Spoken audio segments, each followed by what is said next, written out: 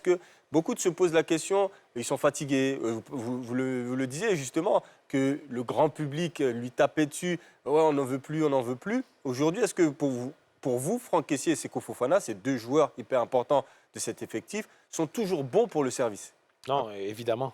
Évidemment, pour moi, ils sont bons pour le service. Après, c'est deux cas individuels, hein, à prendre chacun. Différents. Oui, vraiment différents, à prendre chacun. Franck Kessié, bon, c'est le métronome de cette équipe, c'est clairement le stabilisateur. En fait, le rôle qu'un stabilisateur joue sur un poste téléviseur ou un réfrigérateur par rapport au courant, Bon, moi, je c'est suis le pas trop rôle que... technicien, donc je C'est sais le pas rôle que trop. Franck Kessié joue dans cette équipe nationale. C'est vraiment le modérateur de cette équipe.